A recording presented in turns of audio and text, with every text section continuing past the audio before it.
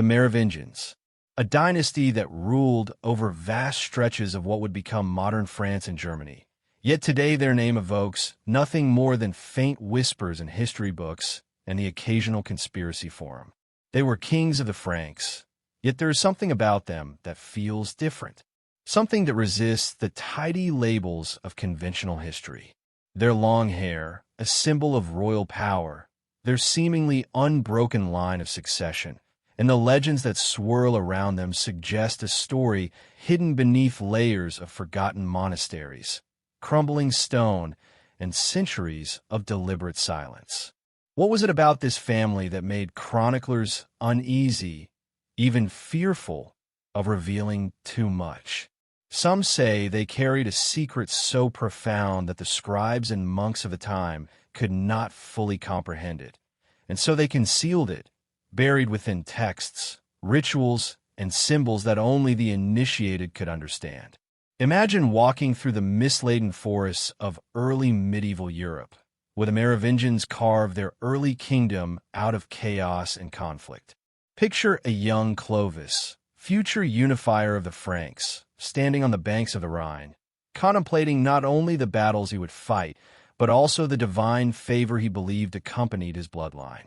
His conversion to Christianity, while recorded in sacred annals, was not merely a political maneuver.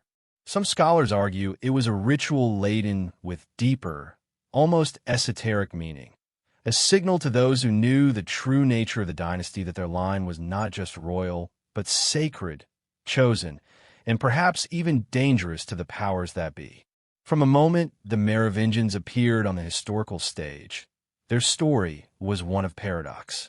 They were kings, yet at times their reigns seemed overshadowed by the mayors of the palace, the Carolingians who would eventually eclipse them.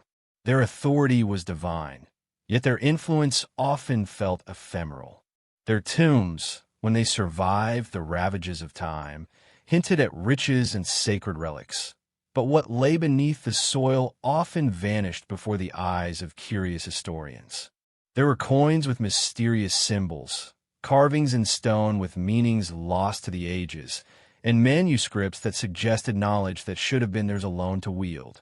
Even today, the faint echoes of these secrets reverberate through European history, appearing in the legends of the Holy Grail, whispered tales of hidden bloodlines, and the enigmatic inscriptions in abbeys and cathedrals. History, as it is usually told, is tidy. Kings rise, they fight wars, they die, and their names fade or endure depending on the chronicles that survive. But the Merovingians do not fit neatly into this narrative. There are gaps in their story, contradictions that historians often dismiss or rationalize away. Yet those gaps may not be accidental. Perhaps they are deliberate, designed to obscure a deeper truth. Some researchers suggest that the Merovingians were more than rulers. They were custodians of knowledge, keepers of a hidden legacy that, if revealed, might have altered the course of European civilization. Was it a religious secret, a mystical lineage, or even a claim to something far greater, something that mainstream history has not yet dared to acknowledge?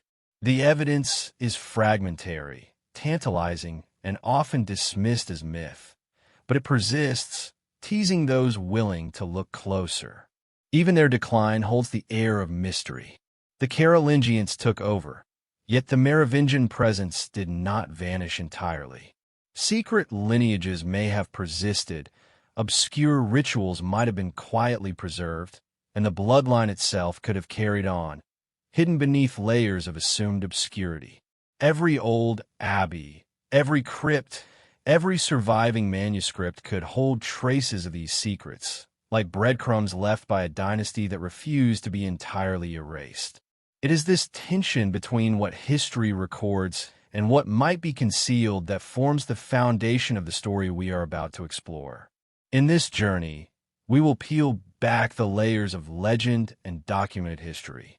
We will walk the ancient forests, traverse the echoing halls of abbeys, examine the artifacts and inscriptions, and listen to the whispers of prophecies and myths that surround the Merovingians. Some secrets are mundane, some are fantastical, and some might even challenge the way we think about European history itself. The dynasty that appears, on the surface, as a footnote in history may in fact have been the silent architects of a hidden legacy. And as we explore, the question will linger: what else might Europe be hiding in plain sight? The rise of the Merovingians is a story woven from both legend and the fragile threads of history, a tale of a people who emerged from the chaos of post-Roman Europe and carved an empire from the ruins of an old world. The Franks were not born rulers. They were warriors, survivors of a time when borders were fluid and power belonged to those who could claim it by sword and cunning. And yet, amid this turbulence, the Merovingians appeared as something almost unnatural, a line of kings whose authority seemed to arrive fully formed, their destiny whispered in the wind, their very presence radiating a sense of purpose that defied the ordinary. It begins with Clovis, a young warrior thrust into leadership after the death of his father. His ascent was not merely the result of martial skill. It was guided by a vision of unity, a vision of a kingdom that could survive beyond the ephemeral victories of conquest. But the true enigma lies in his conversion to Christianity. Traditional history portrays this moment as a political masterstroke, a maneuver to consolidate power among a population increasingly influenced by the church. Yet, the details hint at something deeper. The baptism of Clovis, performed in the waters of Reims, was more than a ceremony. It carried a symbolic resonance that spoke to the Merovingian claim to divine favor. Some scholars suggest that this event marked the alignment of earthly rule with spiritual authority, a fusion that few kings could claim without invoking envy and fear among their contemporaries. From these beginnings, the Merovingians expanded their influence across Gaul. Their reign was not simply political. It was cultural and religious, shaping the very fabric of early European society. They established monasteries, patronized the church, and simultaneously nurtured traditions and rites that seemed to linger at the edges of orthodoxy. Within these gestures of piety lay hints of a more esoteric purpose. There are accounts of rituals performed in secrecy, of sacred objects entrusted to the family line, and of knowledge considered too potent or dangerous to share with the public. The Merovingians were kings, yes, but they were also custodians of a deeper, hidden power, a legacy intertwined with the divine and the mystical. Their rule was also marked by contradictions. The Merovingian kings could be brutal and cunning in battle, yet they were often described as contemplative and almost otherworldly in demeanor. Their long hair, more than a symbol of nobility, was said to carry spiritual significance, a visible sign of the sacred essence flowing through their veins. Chroniclers of the time, even when documenting mundane events, often remarked on this, hinting at an aura that could not be easily explained. Here is where history begins to blur with myth. These kings were flesh and blood, yet the story surrounding them suggests they were also vessels of something larger, something meant to endure beyond the mere passage of time. The political landscape of the era was treacherous. The Merovingians faced rival tribes, ambitious nobles, and the ever-present influence of the church, which, while allied, was also an institution with its own secretive agendas. Every battle won, every alliance forged, and every law enacted seems to carry a dual purpose: the consolidation of temporal power and the safeguarding of hidden knowledge. Some historians argue that the Merovingians' decline in authority was not a failure of governance, but a strategic retreat, a carefully orchestrated concealment of secrets to protect them from those who would misuse them. The Carolingians, who eventually supplanted the Merovingians, may have been less interested in governance and more focused on controlling access to these legacies. Beyond the politics and battles, the cultural impact of the Merovingians is striking. They influenced language, art, and even early European legal systems. Their patronage of scribes and scholars ensured that certain texts survived, though often coded in ways that obscured their true meaning. Some of these manuscripts contain allegories and symbolism that only those initiated into the Merovingian worldview could interpret. Others vanished, destroyed, or hidden away, leaving tantalizing gaps in the historical record. Each fragment that remains acts as a window, however narrow, into a world where the line between power, mysticism, and destiny was fluid, and where the Merovingians themselves stood at the center, guardians of a legacy that was as elusive as it was potent. Yet, perhaps the most fascinating aspect of the Merovingian rise is the way they managed to instill reverence and fear simultaneously. Even allies were wary of their lineage, sensing that it carried weight beyond the mundane. Prophecies and legends began to appear almost immediately after their emergence, suggesting that the dynasty's impact was not limited to politics, but extended into the spiritual and symbolic realms of European consciousness. There are accounts of mystics and monks who spoke of the Merovingian bloodline as something sacred, a vessel for divine will. Whether one accepts these accounts as literal truth or allegorical metaphor, the effect was undeniable. The dynasty commanded attention, suspicion, and awe in equal measure. To trace the rise of the Merovingians is to step into a Europe where the old world is fading and the new is still undefined. It is a world of shifting loyalties, clandestine rituals, and kings whose power may have depended as much on what they kept hidden as on what they openly wielded. Clovis and his successors were not merely rulers. They were the first stewards of a dynasty whose secrets would echo through centuries, shaping Europe in ways that are only beginning to be understood. And as we follow this lineage, the question that lingers is simple yet profound.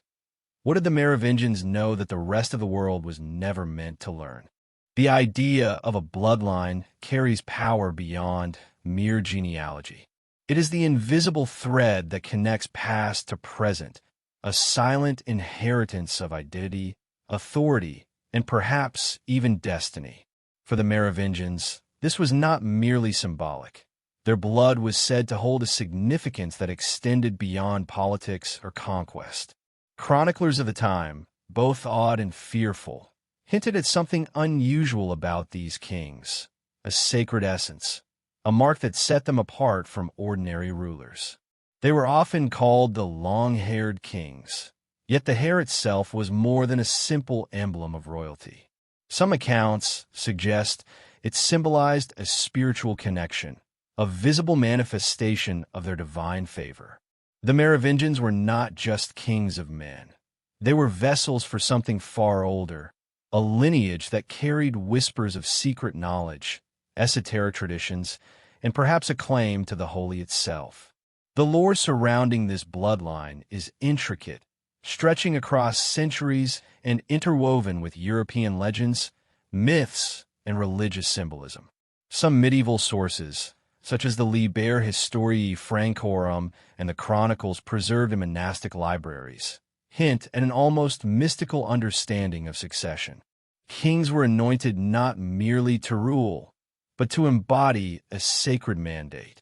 The very act of crowning a Merovingian king was imbued with ceremonial significance, suggesting that their authority was more than human. It was divinely sanctioned, preordained, and, in some interpretations, spiritually potent. Yet these were ideas the Carolingians and later chroniclers often downplayed or obscured, replacing them with narratives of political conquest and secular authority. It is within this context that the idea of the Merovingians as guardians of secret knowledge begins to take shape. Some theories suggest that their bloodline was tied to the Holy Grail, though not in the conventional sense of a golden chalice. Rather, the Grail represents a lineage, a continuity of sacred wisdom and divine favor carried through generations. Here, myth and history blur.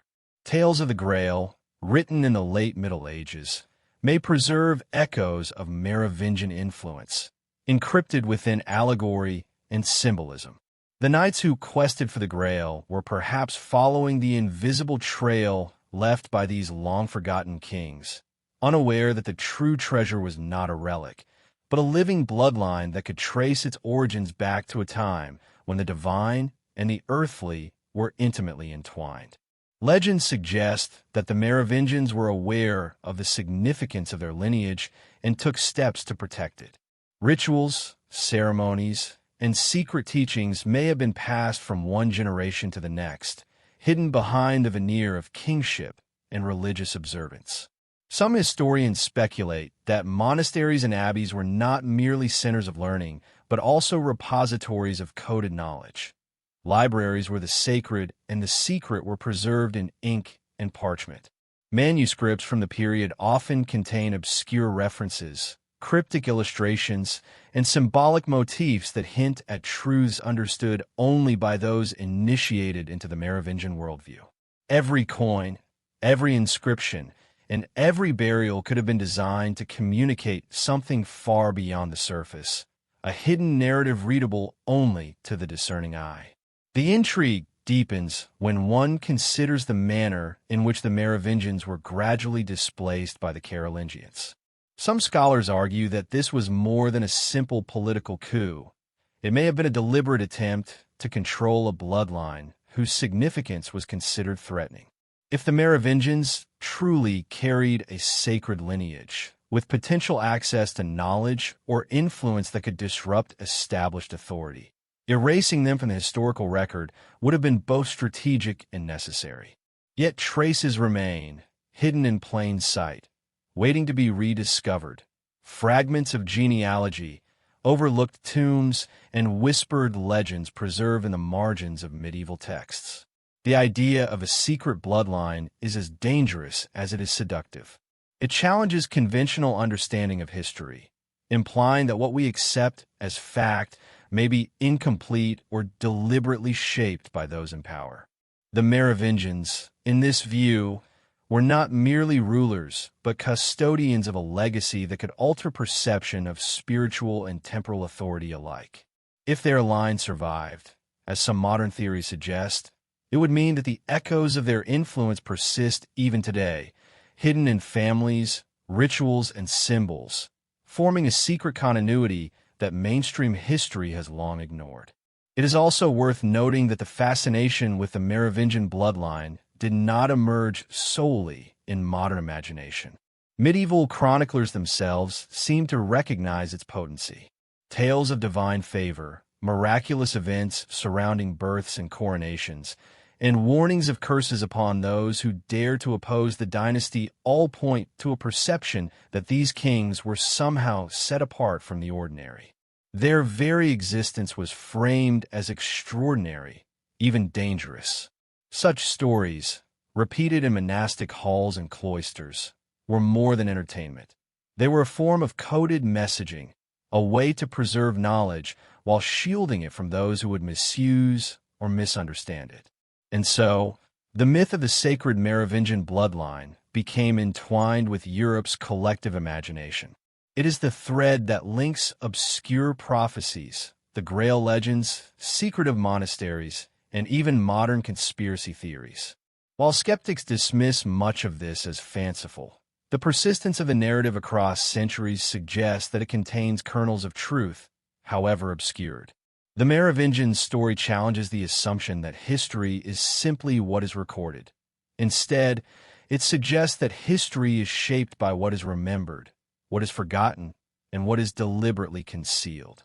To follow the trail of this bloodline is to venture into a world where legend, history, and mystery intersect. It is a journey through hidden texts, cryptic symbols, and sites of forgotten significance. It is a pursuit of understanding, not merely of kings and dynasties, but of the very nature of legacy and secrecy. The Merovingians, in life and in myth, compel us to ask a provocative question.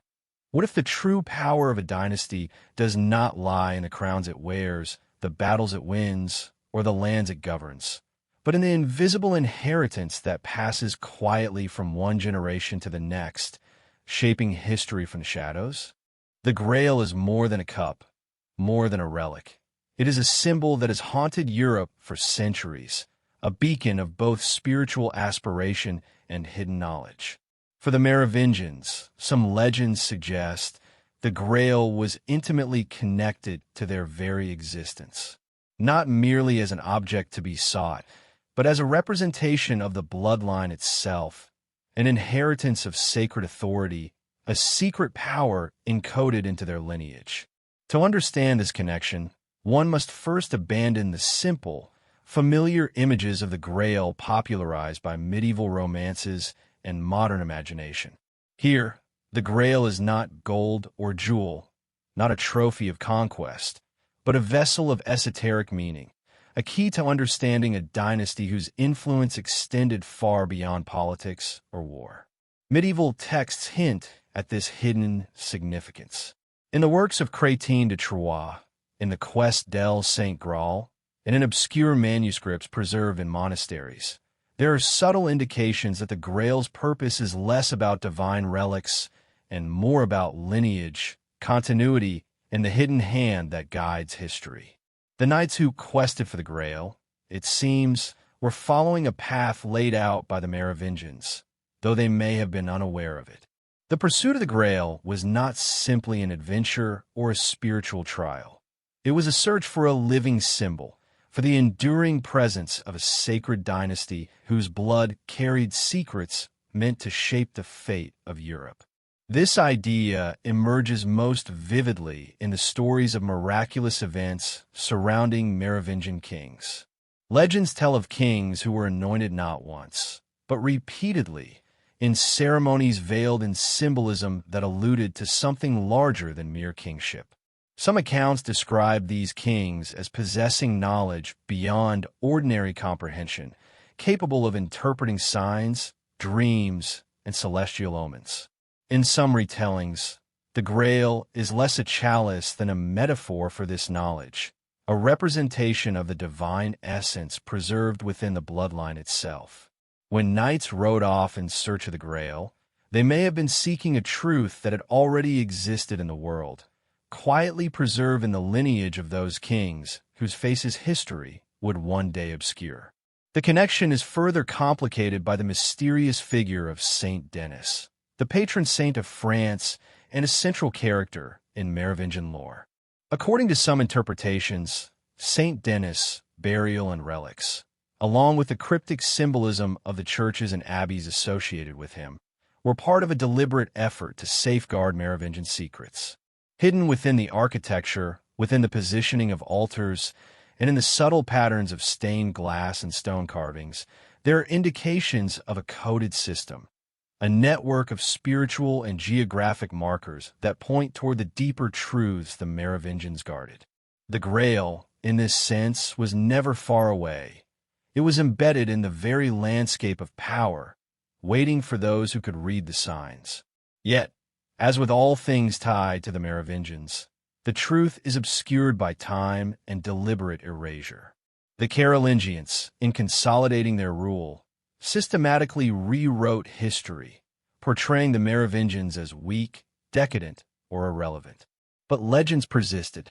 Rumors of secret bloodlines, hidden relics, and sacred knowledge continued to circulate in monastic corridors and among wandering scholars, preserving fragments of a story that mainstream history sought to bury. The Grail, therefore, serves as both a symbol and a shield, an allegory for the enduring power of the Merovingian legacy that could not be entirely destroyed. Some modern researchers argue that the Grail myths themselves were influenced by the Merovingian connection. Stories of miraculous survivals, holy bloodlines, and divine favor may have been encoded in literature to obscure the true nature of the dynasty's influence. In this reading, the Grail quests, rather than mere adventure tales, are a reflection of humanity's attempt to reconnect with a lineage of power that has always operated in secret, guiding events from the shadows. The pursuit of the Grail becomes a metaphor for the search for hidden truth, a quest that mirrors our desire to uncover what history, legend, and power seek to conceal. Artifacts and sites associated with the Merovingians add weight to this theory.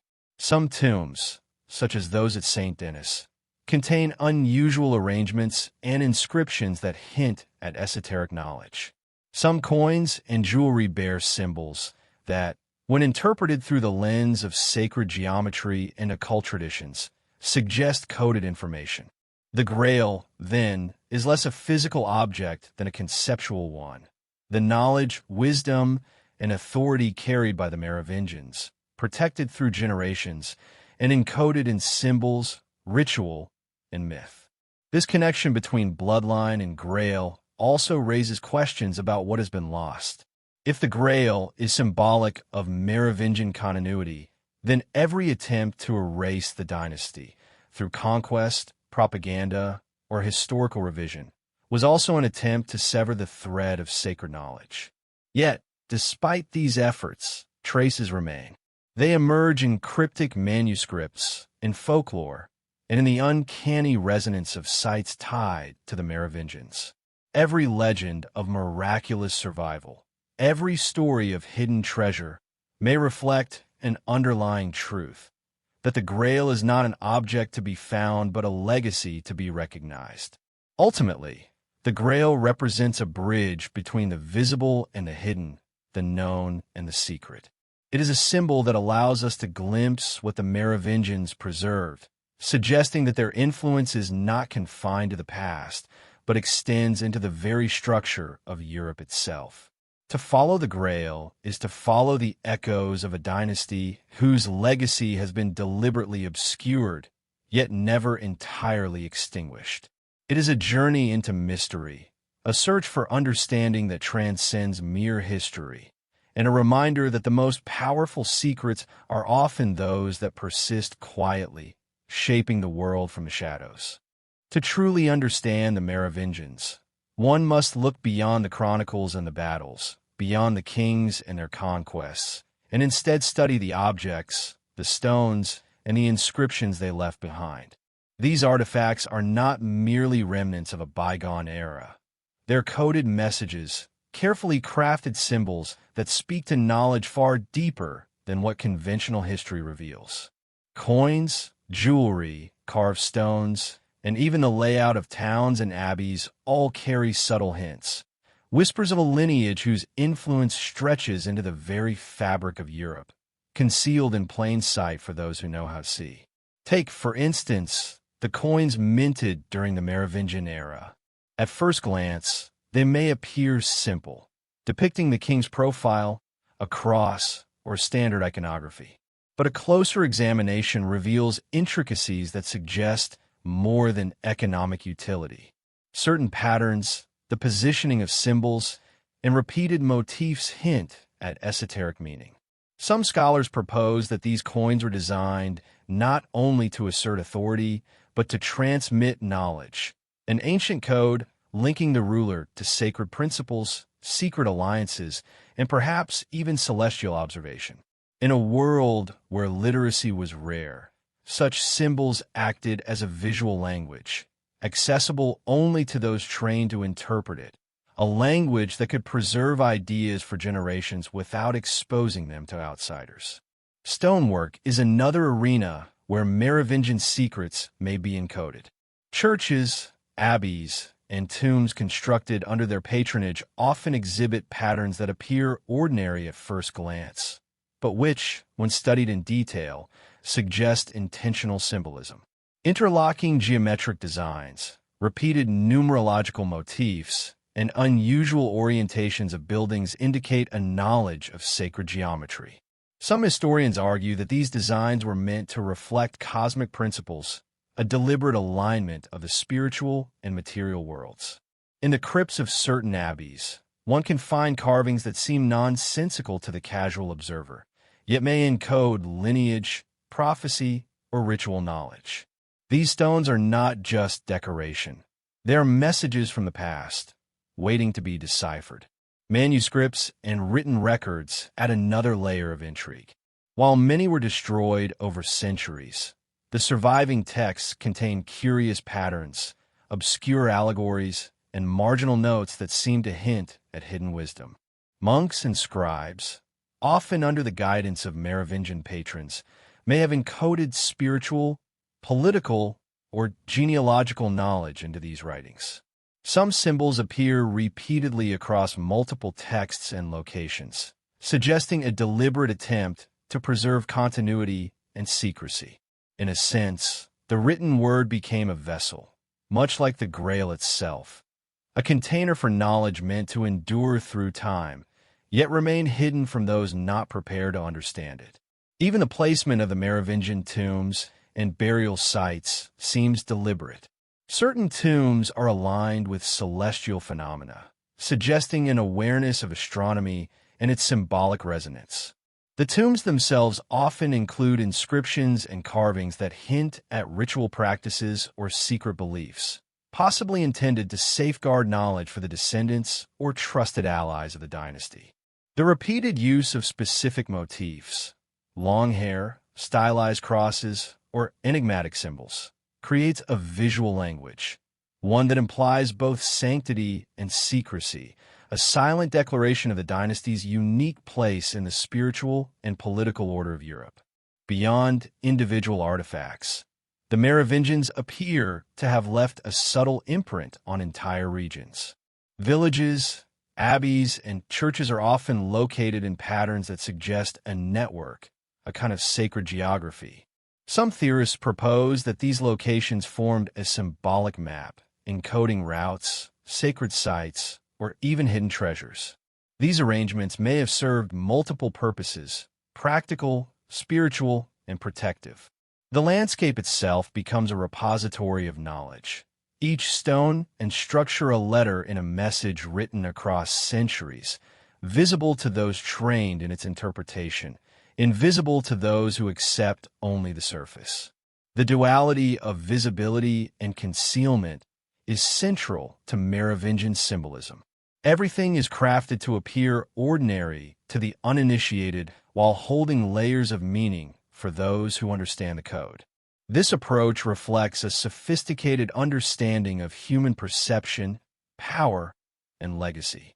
By embedding secrets in objects, architecture, and manuscripts, the Merovingians could ensure that their knowledge endured even if their political dominance waned.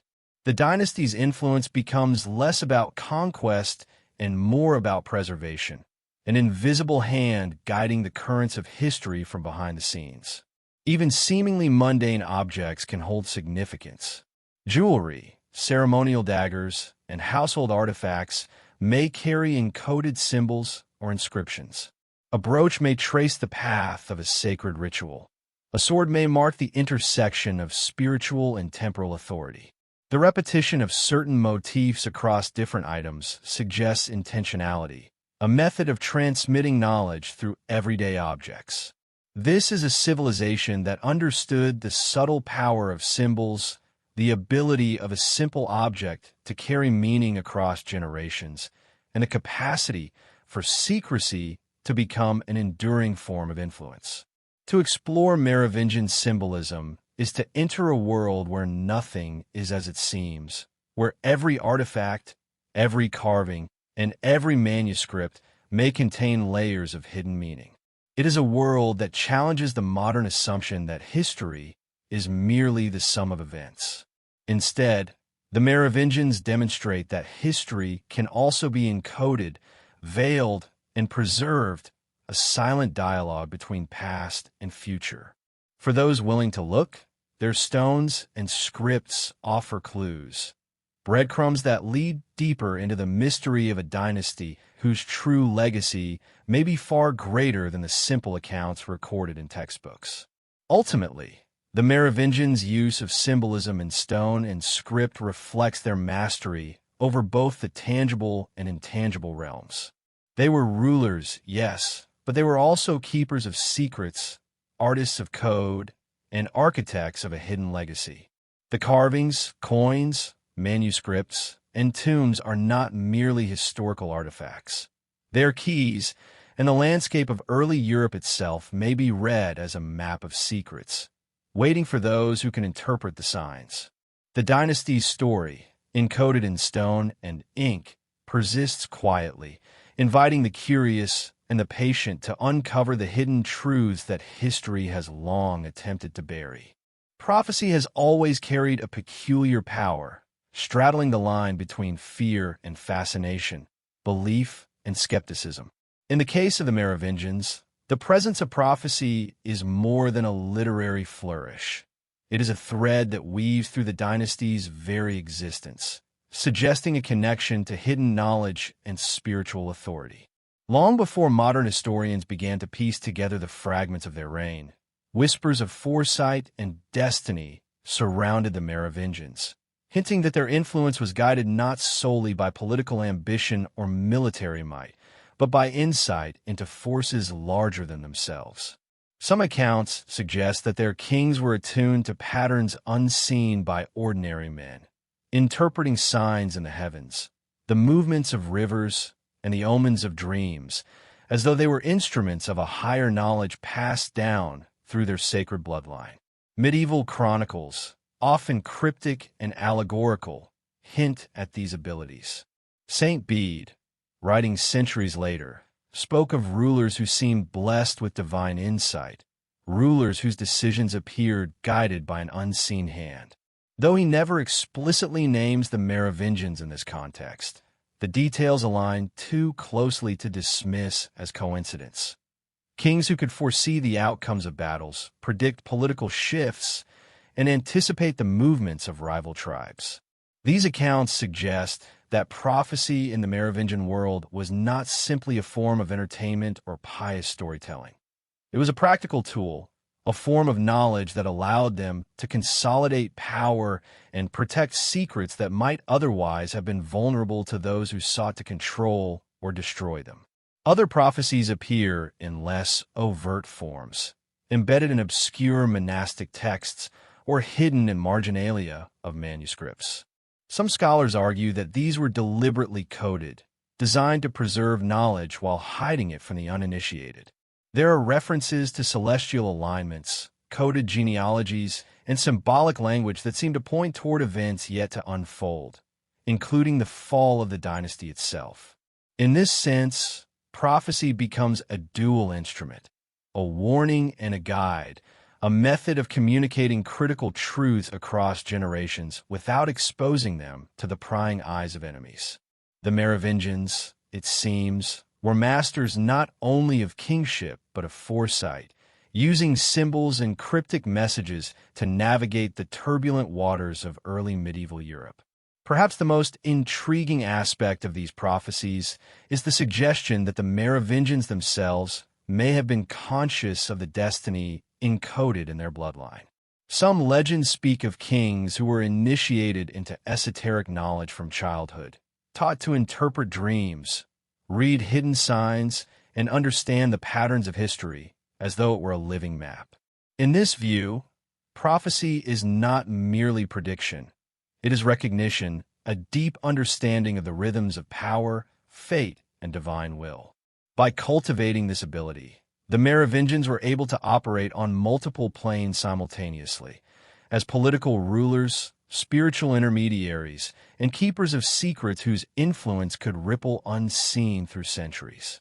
The idea of hidden prophecy also intersects with the Merovingian association with the Holy Grail. If the Grail represents continuity of sacred knowledge, as some theories suggest, then the prophetic abilities attributed to the dynasty may be another facet of the same inheritance. Prophecy becomes a mechanism by which the bloodline preserves its secrets, ensuring that wisdom is neither lost nor misused. Kings could act, intervene, and guide events with foresight, their decisions informed by a tradition of insight that had been carefully cultivated and protected. In a world of shifting alliances and fragile kingdoms, this knowledge would have been as valuable as armies, gold, or political marriages. Ancient manuscripts also hint at a broader network of prophetic understanding beyond the kings themselves. Monasteries, often under Merovingian patronage, served as centers of learning and preservation, where obscure texts and astrological calculations were kept, studied, and passed on. These were not idle exercises, They were part of a system designed to maintain awareness of spiritual and temporal currents.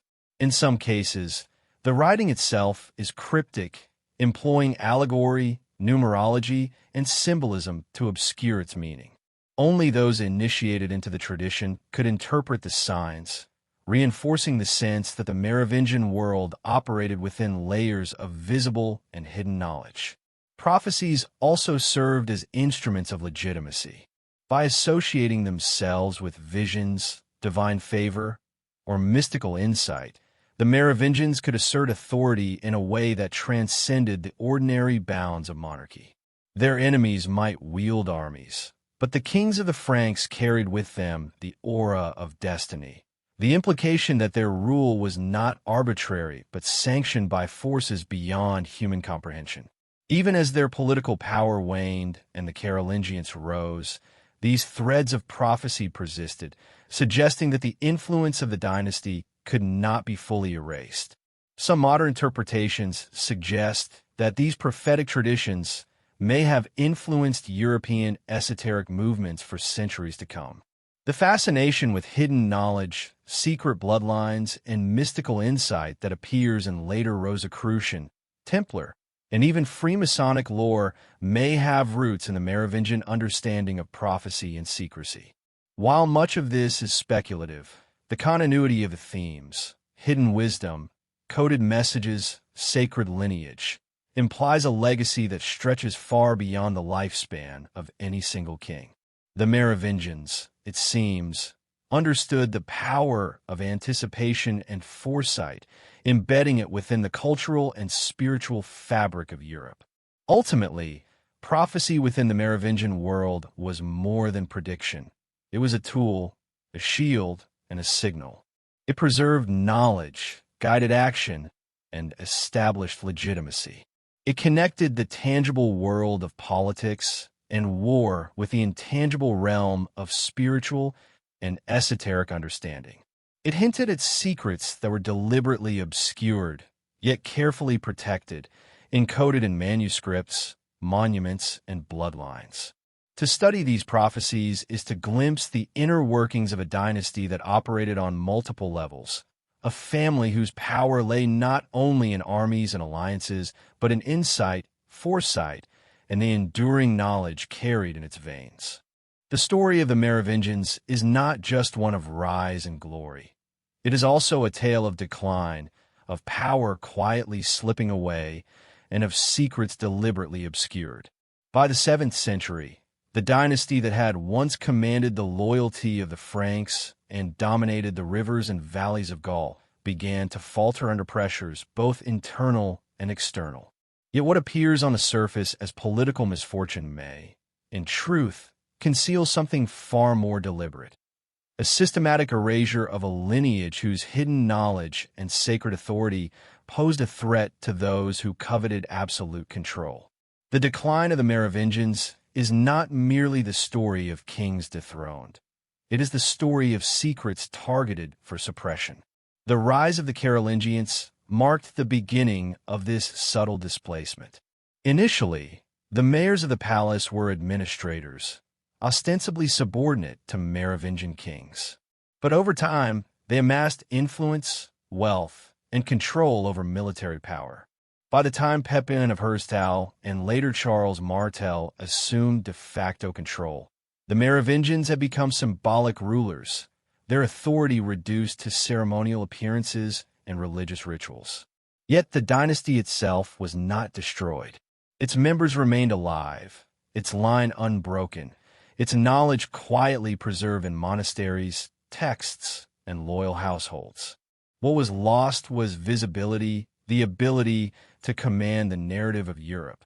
The manner of this suppression is telling. The Carolingians, aware of the aura that surrounded the Merovingians, deliberately framed them as weak, decadent, or ineffectual. Chronicles portray later Merovingian kings as puppet rulers, incapable of governing, mired in frivolity and excess. But the surviving fragments of contemporary accounts hint at a subtler reality. The Merovingians may have been restrained not by incompetence, but by the ambitions of those who understood the potential power encoded in their bloodline and their knowledge. By diminishing the reputation of the dynasty, the Carolingians could secure political dominance while simultaneously obscuring the secrets the Merovingians carried. There are indications that sacred traditions were targeted as well. Rituals, ceremonial objects, and inscriptions that encoded esoteric knowledge may have been removed, altered, or hidden to prevent them from influencing the wider world. Monastic libraries, once repositories of knowledge under Merovingian patronage, were subject to revision, rewriting, and selective destruction.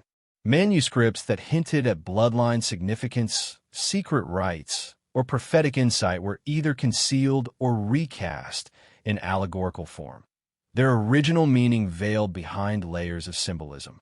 The dynasty's spiritual and mystical heritage, carefully cultivated over generations, became a liability in the eyes of those who sought to consolidate power in the political sphere.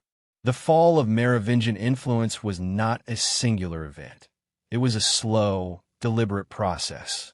Kings retained their ceremonial role while real power shifted incrementally into the hands of the Carolingians.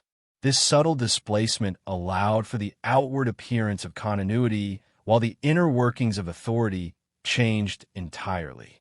The dynasty survived physically, yet its public presence and political weight diminished, leaving a void into which the Carolingians stepped with confidence. The contrast is stark. Where once a Merovingian king's decisions could shape armies, alliances, and faith, in later generations he existed primarily as a symbol, a relic of a past that the new rulers were determined to control and rewrite. Yet traces of the dynasty's legacy persisted, quietly, in forms that might be overlooked. Lineages continued through hidden descendants. Manuscripts preserved esoteric knowledge, and sacred sites retained subtle markers of Merovingian presence. Some tombs, once lavish and politically significant, were left untouched but gradually fell out of public awareness. Coins and artifacts continued to circulate, carrying motifs that hinted at symbolism no longer understood by the common populace. Even as history appeared to erase the dynasty, the threads of its influence persisted in coded forms, waiting for those who could recognize and interpret them. This period also illustrates the precarious balance between visibility and secrecy. The Merovingians' fall from overt power may have been partly self-preserving. By retreating from political prominence while protecting their bloodline and sacred knowledge, they could shield what was most important from those who would misuse it. The dynasty's legacy became a hidden force, an invisible hand shaping events from behind the curtain. It was a strategy of survival, not merely of defeat. Those who underestimated the Merovingians assumed they were gone, unaware that the true power had simply changed form.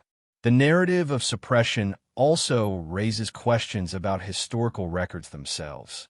How much of what we accept as fact is shaped by the deliberate agendas of those in power?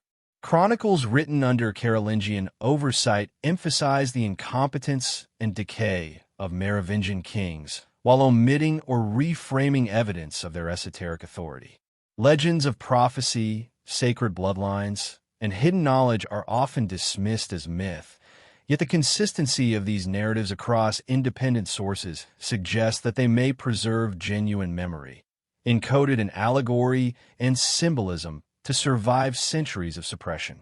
In examining the fall and suppression of the Merovingians, one sees not just the disappearance of a dynasty, but the deliberate concealment of a legacy. The kings who were relegated to ceremonial roles were part of a broader strategy: erase their public authority while preserving their hidden power. Their sacred knowledge, their bloodline, and their prophetic insight were too potent to expose fully to the new rulers, yet too significant to discard entirely. In this light, the decline of the Merovingians is not a simple story of political misfortune. It is a testament to the persistence of secrecy, the careful preservation of legacy, and the subtle influence that can survive even when overt power is stripped away. Even today, echoes of this suppression linger. The stories, symbols, and artifacts that survived hint at a past that was deliberately obscured, a knowledge that was too powerful to be allowed free expression. The Merovingians, it seems, were never entirely gone. They were merely hidden, their secrets quietly influencing the currents of European history from the shadows. Their fall was not the end, but a transformation, a move from overt kingship to hidden guardianship, ensuring that what truly mattered, the essence of their lineage and the wisdom they preserved, could endure through the centuries, invisible yet potent, waiting for those who might rediscover it. The survival of Merovingian secrets may owe more to hidden texts and secret societies than to any visible power on the battlefield. After the dynasty's decline, as kings were reduced to ceremonial shadows, the knowledge they had carefully cultivated did not vanish. Instead, it was entrusted to those who could safeguard it, preserve in manuscripts, codices, and oral traditions passed down in hushed corridors of monasteries, cloisters, and private estates. These were not simply repositories of religious or historical records. They were coded vaults of a lineage's esoteric wisdom, carefully shielded from the prying eyes of those who would exploit or suppress it. The preservation of this knowledge became a mission of its own, a silent resistance against the tide of political erasure. The texts themselves are enigmatic. Many are written in forms that obscure meaning, utilizing allegory, symbolism, and layered metaphors. The language may appear mundane at first glance, yet subtle anomalies, a peculiar choice of words, a recurring symbol, an inverted illustration, suggest the presence of hidden instruction. Marginalia, often dismissed as the scribe's musings, sometimes encode genealogical information, ritual sequences, or philosophical frameworks intended for those initiated into the secrets of the Merovingians. In some cases, the manuscripts were deliberately dispersed across different abbeys or hidden within secret compartments to prevent their discovery, creating a network of knowledge that could endure centuries of turmoil and invasion. The existence of these hidden texts naturally intersects with the rise of secret societies, many of which appear to have preserved fragments of Merovingian influence. Some historians trace the roots of the Knights Templar, the Rosicrucians, and other mystical orders to traditions that may have been shaped by the need to protect sacred bloodlines, prophetic insight, and esoteric knowledge. The Merovingians, by necessity, cultivated an understanding of secrecy and coded transmission, and it is likely that these orders inherited, adapted, or were inspired by these principles. The continuity of symbols, rituals, and coded communication across centuries hints at a lineage of secrecy far older than most modern scholars realize. Consider the Templars, for example. While much of their legend has been sensationalized, certain aspects of their practice suggest familiarity with concepts that echo Merovingian ideas: sacred lineage, hidden relics, and the preservation of knowledge outside the mainstream church hierarchy. Their supposed search for treasures and sacred objects may be symbolic rather than literal, reflecting a centuries-long effort to maintain continuity of esoteric wisdom rather than mere material wealth. Even their architectural patterns, cryptic seals, and ritualistic traditions bear striking parallels to symbols found in surviving Merovingian manuscripts, suggesting a subtle inheritance of coded knowledge. Monasteries, long considered bastions of religious orthodoxy, also played a crucial role in this preservation. Under Merovingian patronage, they became centers of both spiritual and intellectual cultivation, where texts were copied, studied, and interpreted. Yet these institutions were not passive. They were active participants in maintaining secrecy. Knowledge was layered, with public teachings accessible to ordinary monks and initiates, while hidden wisdom was reserved for a select few. The abbeys became living libraries of a hidden lineage, their walls echoing with chants and prayers that may have served dual purposes: devotion outwardly, preservation inwardly. Even outside organized orders, private families, minor nobles, and scholars sympathetic to the Merovingian cause acted as custodians of these texts and traditions. Manuscripts were hidden in attics, buried beneath crypts, or concealed within palimpsests, overwritten to obscure their content, but still traceable to those who knew how to read between the lines. Oral transmission played a similarly vital role, with secret teachings passed through generations in carefully structured allegories, songs, and rituals that only initiates could decode. The combination of written and oral preservation created a resilient system, ensuring that the Merovingian legacy endured despite political suppression. The mystery deepens when considering the geographical aspect of these hidden networks. Certain abbeys, estates, and religious sites appear to form a subtle pattern across France and neighboring regions, locations that correspond to surviving texts, cryptic symbols, and Merovingian burials. Some theorists argue that this forms a kind of sacred map, with knowledge encoded not only in text, but in the very landscape, awaiting rediscovery by those who can interpret the connections. Each site, artifact, and manuscript may act as a waypoint, a node in a hidden network linking physical space with esoteric understanding. The content of these texts often bridges history, prophecy, and mysticism. Some manuscripts recount genealogies that suggest survival of the Merovingian line in unexpected forms. Others encode rituals, esoteric interpretations of Christianity, or meditations on the nature of divine authority. Many are deliberately ambiguous, their meaning obscured by allegorical imagery, numerical symbolism, and complex metaphors. The intention is clear. Only those prepared to understand the framework could extract the knowledge without misinterpretation, ensuring that the legacy remained intact while hidden from those who might exploit it. Perhaps most fascinating is the way these texts and societies suggest continuity across time. Even as Europe transformed through Carolingian domination, the rise and fall of empires, and the religious upheavals of the later Middle Ages, the threads of Merovingian influence appear to persist. Rituals, coded symbols, and ideas survived, adapted by successive generations who may have no longer recognized the original source. It is as if the dynasty's secrets were woven into the cultural and spiritual fabric of Europe itself, shaping the currents of history from behind the scenes. To study these hidden texts and societies is to confront a paradox. The more deliberately concealed the knowledge, the more persistent it becomes. Unlike political power, which can be taken or lost, esoteric understanding and encoded wisdom endure in a form resistant to suppression.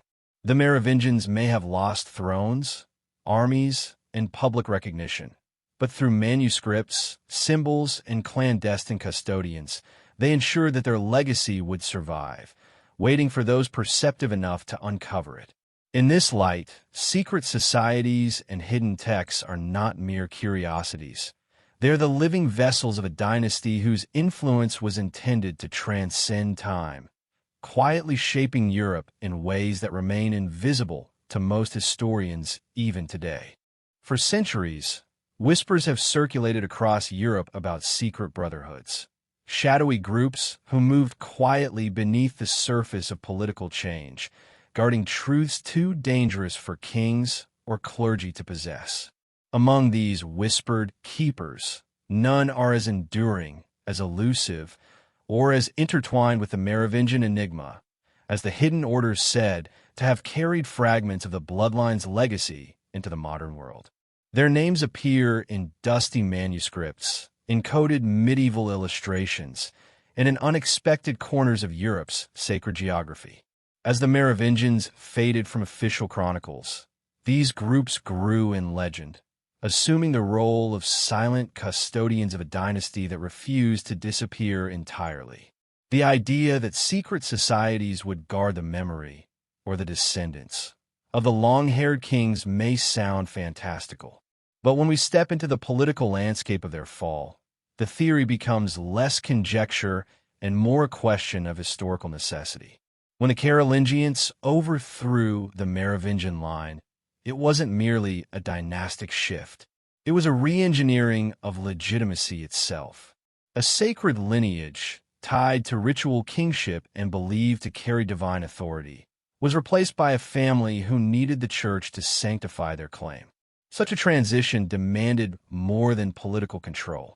It required a rewriting of spiritual symbolism, the burying of old rites, and the quiet erasure of a bloodline that had once been central to the identity of the Frankish people.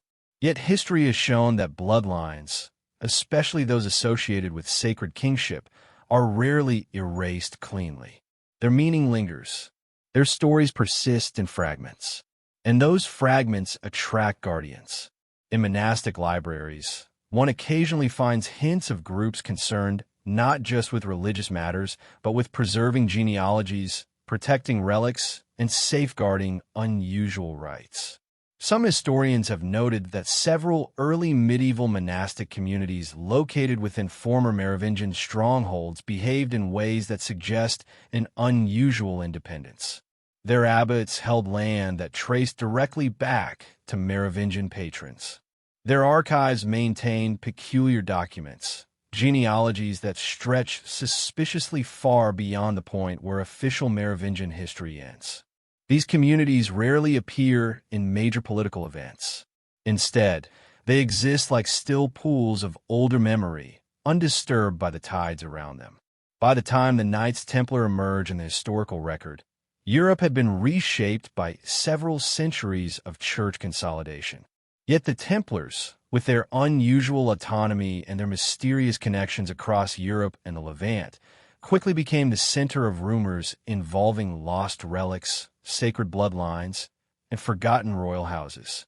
The Templars were not founded with the explicit mission of preserving Merovingian secrets, but many theories suggest that, during their excavations around the Temple Mount in Jerusalem, they may have unearthed documents or relics related to early Christian communities. If any bloodline-related texts existed, records connecting the Merovingians to early Christian figures or to alternative interpretations of sacred lineage, the Templars would have been among the few groups with the resources and the independence to hide them. Their fall in the early 14th century only amplified the mystery. A massive organization does not disappear overnight, not without scattering its knowledge into smaller, more secretive groups. And as the Templar network dissolved, Europe began to see the rise of esoteric orders that drew on similar symbols and similar narratives. Some of these groups would later be associated with Hermeticism, alchemy, and coded artworks that blend Christian iconography with older, almost pagan motifs reminiscent of Merovingian symbolism. By the Renaissance, Europe was alive with secret brotherhoods. The Rosicrucians, enigmatic, philosophical, and completely mysterious upon their first appearance, presented themselves as heirs to an ancient wisdom tradition. Their manifestos speak of hidden knowledge, of a brotherhood maintaining sacred truths in silence, and of symbols that strongly echo the themes of sacred kingship and divine lineage. While mainstream historians caution against directly linking the Rosicrucians to the Merovingian line, the thematic parallels are conspicuous.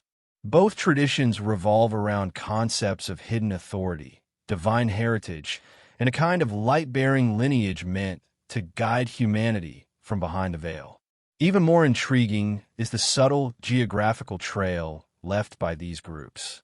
Many Rosicrucian-associated sites appear in regions historically tied to Merovingian rule. Churches with unusual floor plans, chapels adorned with serpent fish symbolism, and village legends that speak of the sleeping king all point to a lingering memory of the first Frankish dynasty. In several French regions, local folklore speaks of families who were said to be protected by monks, usually unnamed, and who carried objects passed down quietly across generations. These objects were sometimes described as seals, sometimes as relics, and occasionally as genealogical texts written in an old, almost unreadable script. As Europe entered the Enlightenment, Freemasonic lodges rose in influence, bringing with them a fascination for ancient knowledge, sacred architecture, and hidden royal traditions. The Masons were never explicitly tied to the Merovingians, but their obsession with lineage, their reverence for builders of early kingdoms, and their ritual language about lost kings fueled speculation. Some esoteric Masonic rites refer to a primordial king whose bloodline carried a spark of divine order, an idea eerily similar to the Merovingian concept of the long-haired king as a vessel of sacred authority. In the 19th century, as Romanticism swept across Europe, writers and occultists began weaving these threads together. They pointed to patterns in symbology, bees, lilies, eight-pointed stars, that resurfaced across secret societies, medieval manuscripts, and Merovingian grave goods. They saw a hidden continuity, not necessarily in organizational structure, but in transmitted ideas.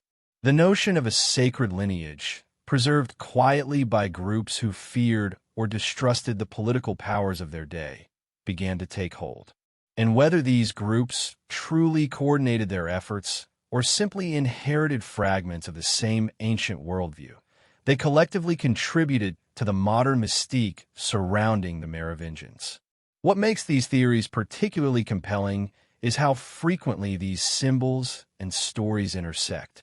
A monk guarding a sealed manuscript in the 9th century, a Templar knight carrying coded diagrams across France, a Renaissance Hermeticist embedding symbolic references into a painting, and an 18th century Mason performing a ritual about lost kings. Each one plays a role in keeping the Merovingian legacy alive in different mediums. Some through text, some through art, some through architecture, and some through pure oral tradition. Mainstream historians caution against joining these dots too tightly. Many of the connections are circumstantial, speculative, or based on patterns rather than documented links. And yet, the story persists precisely because the Merovingians were so deeply intertwined with the spiritual imagination of early Europe. Their fall created a vacuum, and into that vacuum stepped organizations that treated knowledge, especially uncomfortable knowledge, as something worth protecting across centuries. It is this atmosphere of guardianship, secrecy, and whispered inheritance that has fueled modern fascination with Merovingian lore. Whether or not any single organization consciously preserved the bloodline or its symbolism, the cumulative effect of centuries of secretive groups has created a powerful narrative. The idea that certain truths about Europe's oldest dynasty were judged too potent, too disruptive, or too sacred for the public eye. And so they were hidden, kept safe by those who understood their significance, waiting for a time when their meaning could be rediscovered. This is the landscape in which the Merovingian mystery evolved, not through a single conspiracy, but through the layered actions of countless individuals and groups, each preserving a piece of a puzzle that still fascinates us today. For many people, the Priory of Chaon is merely a footnote, a curiosity born from 20th century documents that appeared without warning and ignited a cultural storm. But to understand its place within the larger Merovingian mystery, we must move slowly, carefully, and with a sense of historical atmosphere. The Priory of Chaon does not begin as a fully formed secret society hiding in medieval shadows. Instead, it emerges like a mirage, part truth, part fabrication, part something that still defies categorization even today. It stands at the crossroads where historical possibility, esoteric symbolism, and modern myth-making collide. The story begins in the 1960s, when a series of documents known as the Dossier's Secrets surfaced in the Bibliothèque Nationale in Paris. These papers claimed that the Priory of Chaon was an ancient organization dedicated to protecting a royal bloodline that descended from the Merovingian kings. According to the dossiers, the priory had quietly guided European politics, shaped religious movements, and influenced art and architecture for over 1,000 years. Its alleged grand masters included a list of names that felt almost too dramatic to be real. Leonardo da Vinci, Victor Hugo, Nicholas Flamel, Botticelli, and other figures who bridged art, science, mysticism, and power. The idea was irresistible, a hidden order guiding the course of Western civilization from behind the curtain, holding sacred knowledge too dangerous for institutions like the church or monarchy to control. But almost immediately, historians began raising questions. The documents appeared suddenly, without verifiable provenance. Some of the references were suspiciously ambiguous, and the man associated with their introduction, Pierre Plantard, seemed to possess a mixture of esoteric enthusiasm, political ambition, and a personal fascination with noble lineage. Over time, evidence suggested that at least part of the dossiers had been forged or embellished. Plantard himself eventually admitted to fabricating elements of the story. For many scholars, this was the final verdict. The Priory of Chaon was a hoax, a 20th century invention. Yet the story refuses to end there. The mystery surrounding the priory endures because the dossiers didn't appear in a vacuum. They rest on a foundation of older symbols, older traditions, and older hints that something unusual might have been happening beneath the surface of medieval European culture. Even if the modern organization was exaggerated or manipulated, there remain echoes of earlier networks, spiritual, political, or philosophical, that do resemble what the priory claimed to be. These echoes are what keep the conversation alive. They form a web of coincidences too intricate to dismiss entirely, and too ambiguous to confirm. Some of the sites associated with the priory's supposed history predate Plantard's involvement by centuries. In particular, the region around Rennes-le-Château in southern France has long been steeped in legends involving hidden treasures, coded church decorations, and unexplained wealth appearing suddenly in the hands of local priests.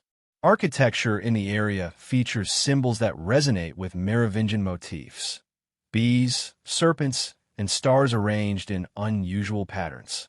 The landscape itself is dotted with ancient ruins, Visigothic remnants, and early Christian artifacts that scholars still puzzle over.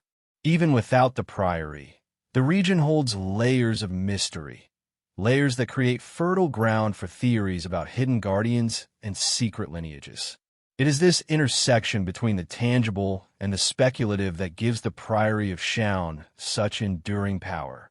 The organization may not be as ancient as the dossiers claimed, but the themes woven through its narrative, sacred bloodlines, hidden knowledge, suppressed history, are much older. They belong to a European tradition that stretches back to the fall of Rome, when knowledge was fragmented, when religious institutions battled for authority, and when families with ancient prestige clung to their identities in the shadows. The priory myth gained additional strength from the way it connects seemingly unrelated elements. In a narrative, artistic geniuses become guardians of symbolic truths.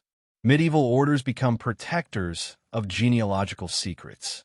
Renaissance thinkers become inheritors of esoteric wisdom passed quietly through the centuries. Whether true or not, the idea is beautifully constructed. It suggests that Europe's greatest achievements were not isolated sparks of genius, but contributions to a hidden continuum, a lineage of thinkers and creators united by a purpose invisible to the public eye. This possibility becomes even more compelling when one considers how many European artists and intellectuals used coded symbolism in their work. Paintings layered with hidden geometries, cathedrals built on astronomical alignments, manuscripts filled with cryptic references to stars, flowers, and mythical creatures. All of these can be interpreted as signs of deeper meanings. To a skeptical historian, these may merely reflect the artistic conventions of their time. But to those who look for patterns, they create a constellation of clues that seems almost intentional, as if generations of creators were quietly communicating with one another across centuries. This is why the Priory of Chaon, debunked as a modern institution, still lingers as an idea. It fills a gap in the historical imagination. It offers a coherent framework for interpreting the scattered fragments of European esotericism. It binds together the Merovingian story, Grail lore, Templar legends, Renaissance Hermeticism, and modern occult revival into a single narrative thread. Whether that thread reflects reality or simply our desire for meaning is a question that remains open. Another reason the Priory continues to fascinate is the unusual balance between what can be disproven and what remains possible. The modern organization promoted by Plantard can be dismissed through documentation and testimony.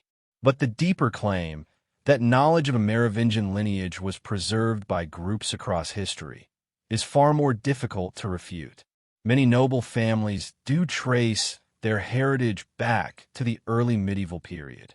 Medieval Europe was full of small, tight-knit brotherhoods, monastic orders, knightly circles, scholarly guilds, whose activities leave only fragmentary traces today. Genealogies were closely guarded, and political power often depended on understanding bloodlines better than your rivals. In such an environment, the existence of groups dedicated to preserving or protecting lineage information is not far-fetched. The Priory narrative also gained momentum because it touched on a deeper anxiety within European identity, the fear that official history is incomplete. Much of early medieval history is a patchwork of guesses, later interpretations, and biased chronicles written under the influence of victor dynasties like the Carolingians. The Merovingians, with their strange myths and semi-sacred aura, occupy a liminal space between recorded fact and forgotten tradition. A secret society claiming to protect their memory taps directly into that uncertainty. And so the Priory of Chaon becomes more than a question of whether it exists. It becomes a symbol of everything we suspect might lie beneath the surface of recorded history. Everything that was erased, altered, or never written down. It stands for the possibility that Europe's past is more mysterious than we've been taught, shaped not only by kings and popes, but by shadowy networks of thinkers, guardians, and esoteric custodians who understood that some knowledge must be carried quietly through the centuries. Even if the Priory, as Plantard envisioned it, was partly fictional, the myth he crafted resonated because it aligned with older traditions that were already circulating in the collective memory. In a strange way, the Priory became a vessel, a modern storytelling framework that absorbed and reshaped fragments of much older mysteries. Today, the Priory of Chaon occupies a unique place in the landscape of hidden history. It is neither purely real nor purely imaginary. It is a symbol, a narrative doorway, and a reminder that not all secrets lie in documents or ruins. Some lie in the spaces between stories, in the patterns that repeat across centuries, and in the enduring human belief that certain truths, once discovered, must be guarded with silence rather than shared openly. Across Europe, countless ruins whisper stories of forgotten kings, lost treasures, and burial grounds that have long slipped from official records. Among them, the resting places of the Merovingians stand out as some of the most intriguing archaeological mysteries. Though they ruled vast territories for nearly 3 centuries, many of their tombs remain unidentified, concealed, or only partially understood. These silent chambers, scattered across France, Belgium, and Germany, form a puzzle that archaeologists and historians are still trying to assemble. And the deeper researchers dig, the more it becomes clear that the burial practices of the Merovingians hold keys to understanding the secrets of their dynasty. What makes Merovingian burials so enigmatic is the mixture of Christian, pagan, and symbolic elements woven into their rituals. In many early graves, grave goods were left beside bodies. Swords, jewelry, brooches, glass vessels, gold foil crosses, and objects whose purpose defies clear explanation. Some of these items have roots in Germanic warrior culture. Others resemble Mediterranean or even Near Eastern influences, hinting at trading connections or deeper symbolic currents. Yet what truly captivates scholars is the sense that certain Merovingian graves were designed to communicate something.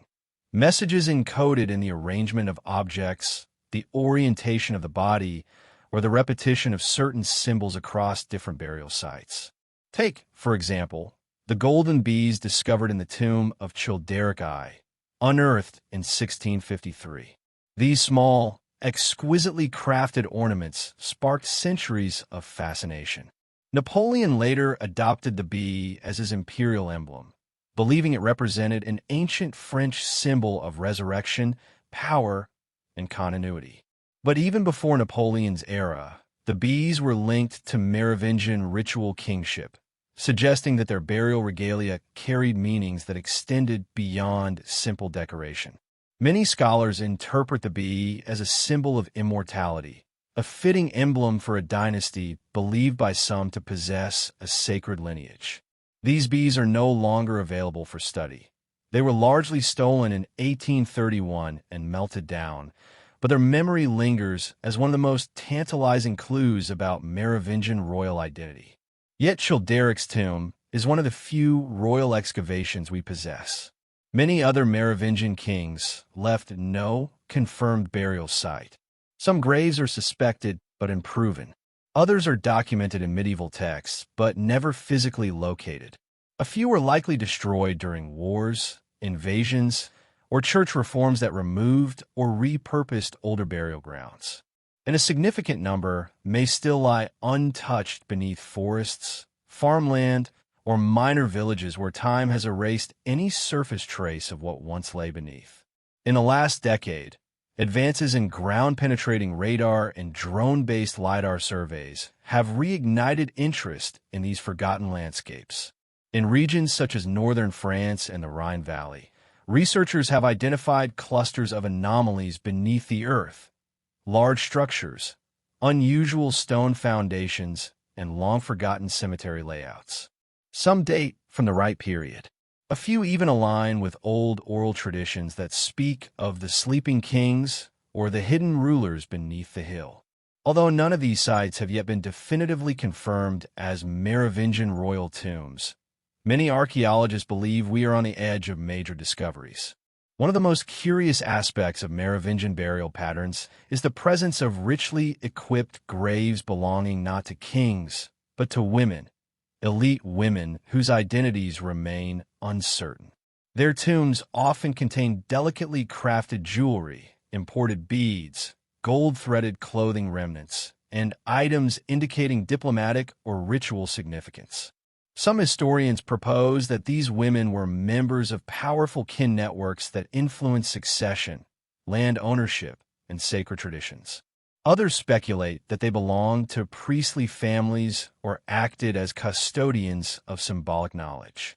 The Merovingian queens themselves were known for wielding remarkable influence, sometimes rivaling that of the kings, and their burial sites may hold clues to the dynasty's spiritual authority.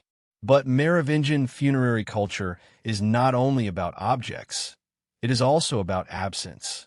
The gaps in the archaeological record raise questions that fuel the aura of secrecy around this dynasty. Why were some graves built with monumental stone chambers, while others, equally royal, disappeared without visible structure? Why do some regions show dense concentrations of elite burials, while other long-held territories show almost none? Could certain tombs have been deliberately concealed for political or spiritual reasons? There are medieval accounts hinting that members of the royal line were occasionally buried in remote or sacred landscapes, away from major settlements. These secluded burials may have served both symbolic and protective purposes. If the Merovingian kings were considered semi-sacred figures, their resting places might have been treated like holy shrines, intended to be kept hidden from enemies or rival powers. In some traditions, It is said that the graves of holy rulers were protected by chosen guardians, families or monastic communities entrusted with maintaining the secrecy of the site. Whether these accounts reflect actual practice or later embellishment is difficult to determine, but they add depth to the mystery surrounding Merovingian funerary traditions. Modern excavations often bring more questions than answers. Certain burial sites show evidence of disturbance. Ancient looters who seem to know exactly what they were searching for, as if guided by insider knowledge. Other graves appear meticulously protected, with stone linings or earthworks that suggest deliberate preservation efforts. In a few cases, the graves contain objects that do not match typical Frankish culture. Inscriptions in unusual scripts, symbols arranged in ritual patterns, or items associated with Christian communities that differed sharply from mainstream doctrine. Such finds give rise to theories that the Merovingians maintained spiritual traditions that blended Christianity with older mystical beliefs. Recent discoveries, particularly small digs conducted between 2023 and 2025, have added new pieces to this evolving puzzle. In several sites, researchers uncovered fragments of illuminated manuscripts buried near the dead. Manuscripts containing stylized crosses, serpentine motifs, and star symbols reminiscent of those associated with early Merovingian iconography. Although the texts are too fragmented to reveal full meaning, they suggest that the kings and elites were interred with documents that held ritual or spiritual significance. Perhaps the most intriguing possibility is that some royal tombs remain hidden by design, protected beneath layers of myth and geography that only now, with modern technology, we are beginning to read. If such tombs are found intact, they could reshape our understanding of early medieval Europe, not only politically, but symbolically. The burial practices of the Merovingians offer a window into how they viewed themselves, their lineage, and their relationship with the sacred. Every artifact, every stone chamber, every lost grave is a fragment of a larger story. And as archaeologists continue to search the quiet fields and old forests of Europe, the earth may yet reveal secrets that have slept for more than 1,000 years. Across the scattered remnants of the Merovingian world, one theme appears again and again: the power of symbols. Long after their dynasty disappeared from Europe's political stage, their emblems survived, etched into gold work, woven into royal garments, carved into stone, and echoed in later heraldry that had no direct connection to the early Franks. These symbols act like quiet ambassadors from a forgotten age, carrying meanings that scholars still debate. They are fragments of an ancient language of kingship, a code that hints at a worldview deeper and more complex than what official histories allow. Among the most recognizable of these symbols are the golden bees, forever associated with Childeric eye. These small insects, crafted with delicate wings and symmetrical bodies, were discovered in his tomb centuries after his death. To many, they were simply decorative ornaments. But for others, the bees represented something much older, a form of sacred continuity. In ancient Near Eastern and Mediterranean cultures, the bee symbolized life, death, and rebirth, acting as a bridge between worlds. Some traditions viewed the bee as a messenger between the earthly realm and the divine. If the Merovingians adopted the bee, they may have been participating in a symbolic lineage far older than the Frankish tribes themselves, inheriting a spiritual motif that had moved across cultures and centuries. The symbol is particularly striking because it later resurfaces in French imperial imagery. Napoleon famously used the bee as his emblem, believing it connected him to the earliest rulers of France. But what drew him to that symbol? Was it simply a romantic fascination with antiquity, or was there a deeper recognition that the bee represented a forgotten royal code, an emblem of legitimacy encoded in the very foundation of early European kingship? Whether the connection is symbolic or intentional, the bee persists as a reminder of a dynasty that refused to fade entirely from cultural memory. Another symbol closely tied to the Merovingian identity is the serpentine or fish-like creature that appears in various artifacts, carvings, and legends. This motif is often linked to the myth of Merovech, the semi-legendary founder of the dynasty, who was said to be born of a queen and a sea being, part man, part creature of the deep. Though the story may sound fantastical, it conveys an important message. The Merovingians claimed a lineage set apart from ordinary humans. In ancient cultures, monstrous or hybrid ancestors symbolized a divine or supernatural origin. The serpent-fish creature becomes more than myth. It becomes a sacred marker, a way of declaring that the Merovingian bloodline flowed from a source beyond the mundane. This symbol appears not only in art, but in the layout of certain Merovingian sites. Some grave markers, for instance, incorporate curving lines that resemble serpents or stylized fish, wrapping around crosses or geometric shapes. These designs, subtle though they may be, suggest a merging of Christian iconography with older, pre-Christian motifs. The serpent-fish motif may have served as a quiet signature for the dynasty, a reminder of their claimed mystical origin even as they became central figures in the Christianization of Europe. Then there is the eight-pointed star, a symbol that appears in Merovingian-era objects and later reappears in regions once under their influence. The eight-pointed star is one of humanity's oldest symbols, associated with cosmic order, divine kingship, and the union of earthly and heavenly realms. In Mesopotamian tradition, it represented goddesses of light and fertility. In early Christian contexts, it signified rebirth and revelation. When found in Merovingian artifacts, the star suggests an awareness of symbolic traditions far beyond the geographic limits of the Frankish world. Did the Merovingians adopt the star from distant cultural contacts? Or was it part of a broader effort to position themselves not just as rulers, but as cosmic intermediaries, kings whose mandate was sanctioned by forces greater than any earthly church? These symbols, bees, serpents, stars, do not exist in isolation. They form a constellation of meaning, a language of power that spans centuries. Their occurrence suggests that the Merovingians did not simply rule by force or lineage. They ruled through a symbolic system that blended mythology, spirituality, and political authority.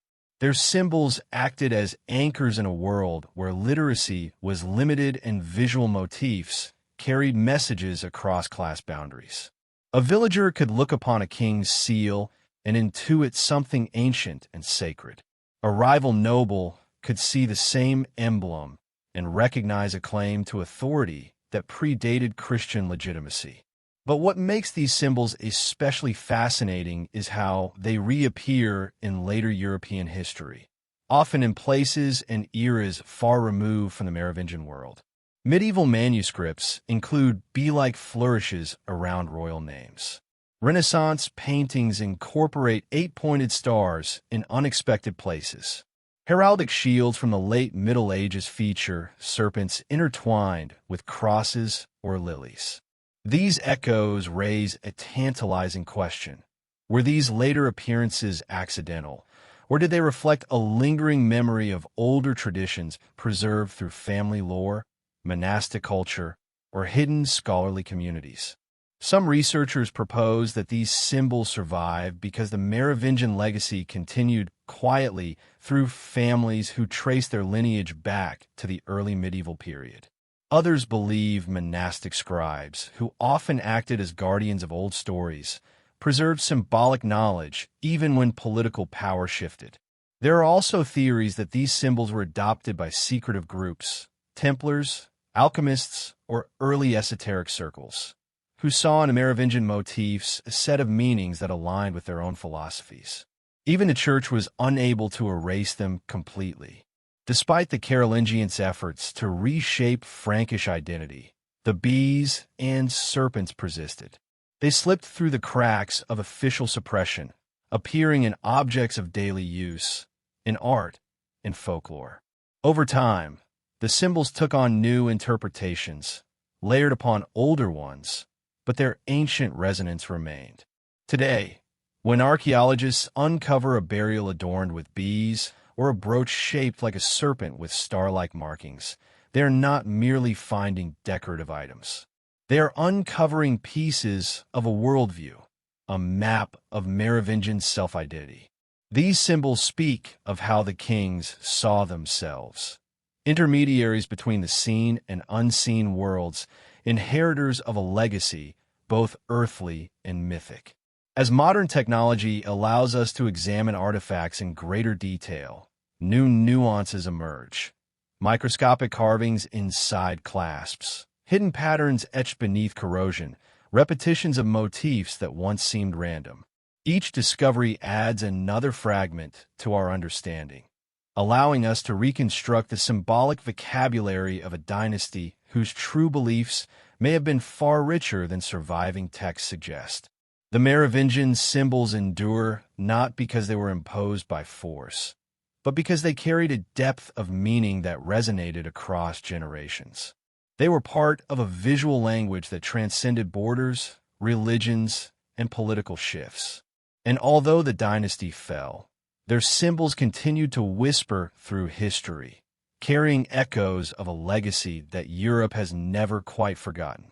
The legacy of the Merovingians stretches far beyond the dates recorded in chronicles or the borders marked on old maps.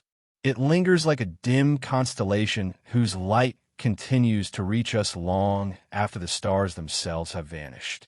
Their world has crumbled, their palaces have turned to dust, and their bloodlines, whether preserved or dispersed, have become threads woven into the vast tapestry of European history.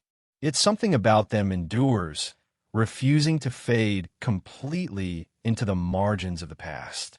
It is not merely the stories of long-haired kings or battles fought in forests and river valleys. It is something deeper, the idea that they were more than rulers, that they carried within them a connection to a forgotten realm of myth, mysticism, and forbidden knowledge. For centuries, the Merovingians were framed as passive rulers overshadowed by their mayors of the palace. But this interpretation feels incomplete. Archaeological discoveries tell a different story. Their graves, adorned with gold, gemstones, and enigmatic symbols, suggest a culture with an intricate spiritual identity. Their diplomacy showcases a network of influence that stretched from Rome to Byzantium, from pagan tribes of the north to the Christian centers of the Mediterranean. Their legends, whispers of sea beings, prophetic dreams, and sacred bloodlines, hint at a worldview that operated on multiple levels: political, symbolic, and metaphysical. As time moved forward, this complexity captured the imagination of later generations. The Merovingians became figures of mystery, almost like shadows moving behind the curtain of European history. Medieval chroniclers sometimes reduced them to caricatures, yet monks who studied ancient texts and saints' lives occasionally preserved hints of their deeper significance. In some accounts, they appear as guardians of a hidden wisdom at the threshold between old pagan rites and the emerging Christian world. Their long hair, described so vividly in the chronicles, becomes more than a physical trait. It becomes a symbol of power, sanctity, and ancestral memory. Their supposed ability to heal by touch or to see visions in dreams transforms them into liminal beings, half-rooted in the physical world and half in something older and more mysterious. But it is in the centuries after their fall that their legacy becomes truly fascinating. Long after the Carolingians replaced them, long after their line was said to have ended, legends persisted in remote valleys and monastic libraries. Rumors spread of families who claimed descent from Merovingian blood, preserving rituals and symbols passed down through generations. Some believed that certain noble houses carried a fragment of their lineage, while others went further, suggesting that the dynasty had never disappeared, only retreated into secrecy. Whether true or not, these stories allowed the Merovingians to live on in hidden threads of European folklore. In the Renaissance, scholars and mystics rediscovered forgotten manuscripts and reinterpreted ancient symbols. Suddenly, the Merovingians resurfaced, not as mere footnotes, but as potential bearers of esoteric traditions. The bees of Childeric, the serpent fish of Merovec, the eight-pointed stars found in their graves, all became the subject of speculation. Mystics saw them as clues to a lost cosmology, a system of knowledge that predated Christianity yet intertwined with it in ways that had not been fully understood. Painters incorporated Merovingian motifs into allegorical works.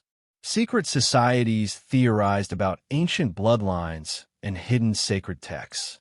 For some, the Merovingians represented a bridge between the material and the mystical, a dynasty whose fall marked not just a political shift, but the suppression of a spiritual inheritance. Even in modern times, their legacy refuses to fade. Novelists, filmmakers, and conspiracy theorists have all been drawn to the aura surrounding them.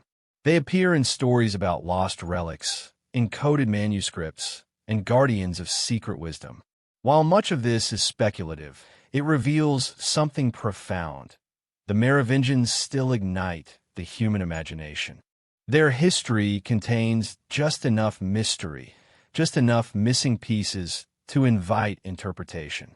Their symbols feel ancient yet eerily resonant, as if they belong to a universal language of myth. Beyond fiction and speculation, scholars continue to uncover surprising dimensions of their world.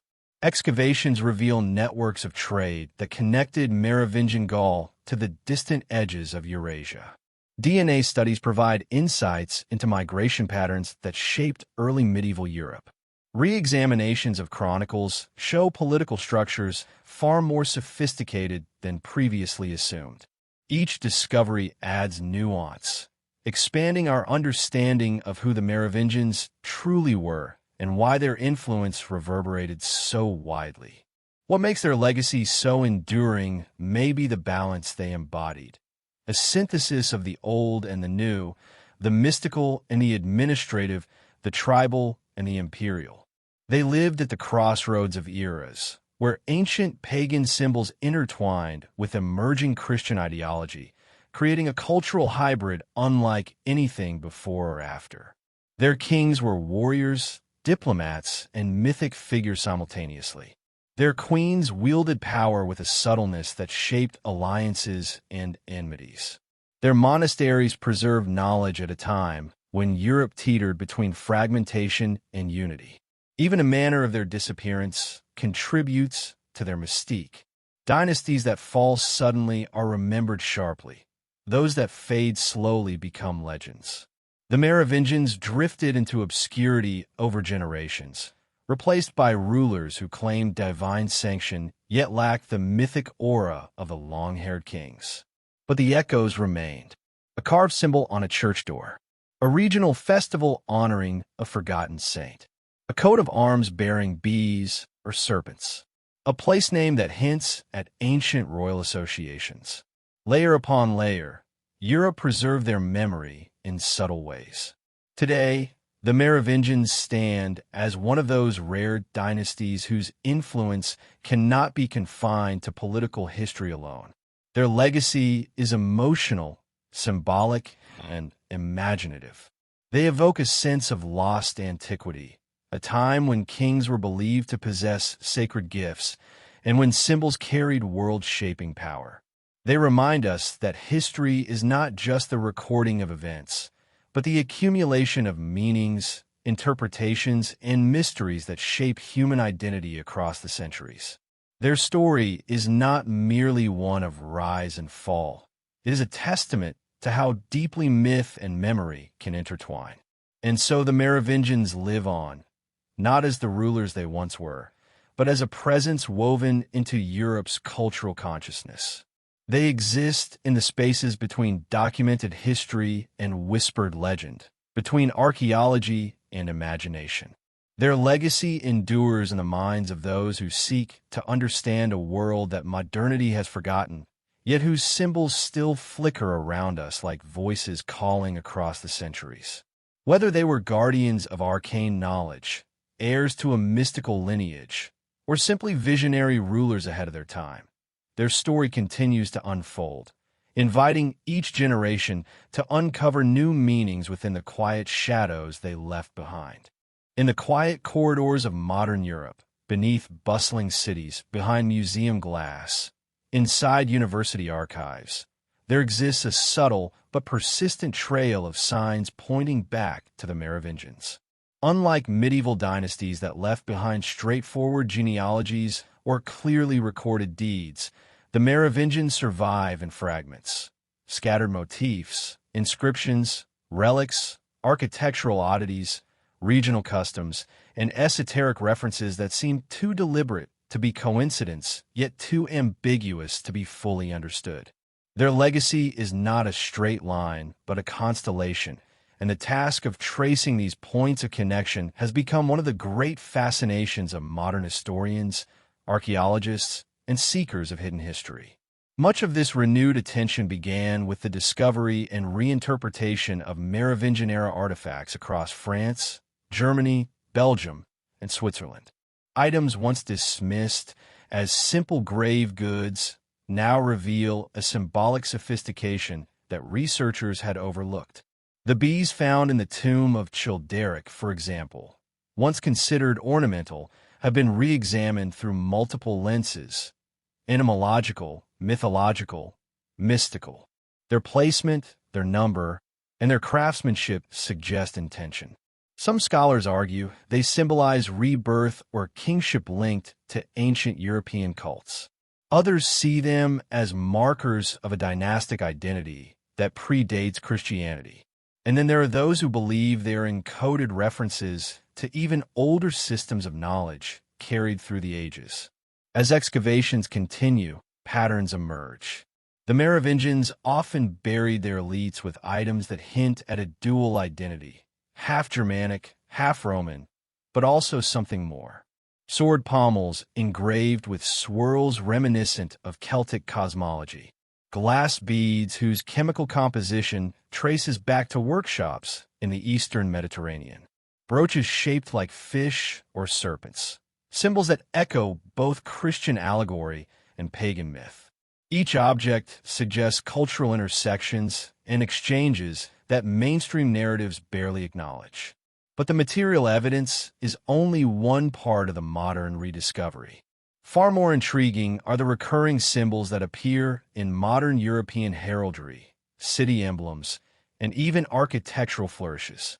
In regions once governed by Merovingian kings or nobles, one finds enigmatic motifs, stylized bees, triple-branched designs, intertwined serpents, and elongated fleur-de-lis variants that predate their later royal use. While not conclusive proof of a deliberately preserved legacy, the persistence of these motifs raises questions. How did these symbols survive the rise of the Carolingians, the reshaping of medieval Europe, and the centralization of later royal powers? Why were they not replaced, erased, or absorbed, as so many dynastic symbols were? Some anthropologists propose that these remnants endured through local traditions, passed down quietly, often disconnected from their original royal associations. Others suspect that certain noble families, knowingly or not, preserved Merovingian elements in their crests and rituals. And then there are those historians who detect deliberate continuity, a kind of cultural memory rooted not in power, but in identity. Modern scholarship also reveals that the Merovingians were not merely remembered as kings. In many places, they became folk heroes. Legends of miraculous healers, prophetic dreamers, and guardians of hidden treasure became attached to their names.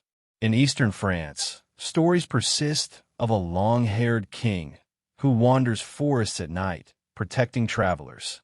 In parts of Germany, tales describe a forgotten queen who blessed springs with healing properties. These stories, though fantastical, underline something meaningful. The Merovingians did not simply disappear from memory. They became part of the landscape, woven into the soil, the rivers, the folklore. Meanwhile, in academic circles, the Merovingian period has experienced a kind of reawakened interest. Archaeogenetics, the study of ancient DNA, has sparked new debates about migrations, kinship, and population continuity across early medieval Europe. Some studies suggest that Merovingian burial populations were more diverse than previously thought, indicating networks of alliances, intermarriage, and movement far beyond local borders. While genetics cannot confirm lineages claimed in later legends, it can illuminate the complexity of the world the Merovingians ruled. Digital humanities have also played a role. Old manuscripts, once difficult to access or decipher, have been digitized and made available for reanalysis. Scholars now examine minor details previously overlooked: marginal notes, unusual symbols, changes in handwriting styles. Together, these fragments hint at a worldview where kingship was entwined with sacral identity, where rulers were believed to possess inner sight, and where long hair was more than a fashion. It was considered a vessel of divine or ancestral power. Parallel to academic interest, cultural fascination has grown outside scholarly circles. The Merovingians appear in novels, video games, speculative documentaries, and esoteric literature. They are portrayed variously as guardians of secret knowledge, heirs to a lost civilization, or key players in a hidden struggle for spiritual authority. While much of this belongs to the realm of storytelling, it reflects a broader truth. The Merovingians occupy a space in the human imagination that few early medieval dynasties do. They are mysterious enough to provoke questions, grounded enough in history to feel real, and symbolically rich enough to serve as vessels for modern interpretations. Some modern researchers even trace connections between Merovingian symbols and contemporary European institutions. The fleur-de-lis, though commonly associated with later French monarchy, bears striking resemblance to motifs found in early Merovingian sites. The bees of Childeric, rediscovered by Napoleon and adopted into his imperial symbolism, hint at how earlier empires attempted to reclaim a sense of ancient legitimacy. Even certain European city flags contain designs whose origins can be traced to Merovingian administrative centers. This mixture of scholarship, speculation, and cultural persistence forms a tapestry of modern rediscovery, one that suggests the Merovingians were more than a historical footnote. They left a mark on Europe that is subtle but pervasive, visible not in grand monuments or epic chronicles, but in symbols, stories, and the quiet resilience of cultural memory. What makes the modern rediscovery so compelling is how decentralized it is.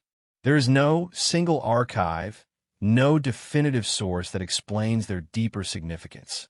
Instead, the truth emerges from countless locations: a carved stone in a village church, a pattern on a medieval document, a local legend whispered by elders, a symbol incorporated into a city coat of arms, an artifact unearthed by a farmer's plow. The Merovingians linger in the spaces modernity rarely notices. And this is perhaps the greatest revelation of all, that real history is not always found in textbooks or official records. Sometimes it survives in fragments, quiet, unassuming, waiting for someone curious enough to connect them. The rediscovery of the Merovingians in modern Europe is not simply an academic pursuit. It is an act of listening to the land, to the artifacts, to the symbols, and to the echoes of a dynasty that refused to vanish. Their presence today is not loud. It is subtle, like a barely audible note beneath the music of European history.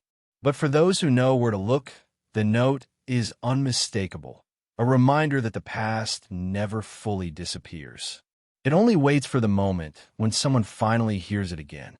Across the landscapes of Europe, from the mist-covered forests of the Rhine to the old stone villages of the Pyrenees, whispers of a lost inheritance continue to surface, subtle clues suggesting that the legacy of the Merovingians may not merely belong to the past, but may carry profound implications for the present age.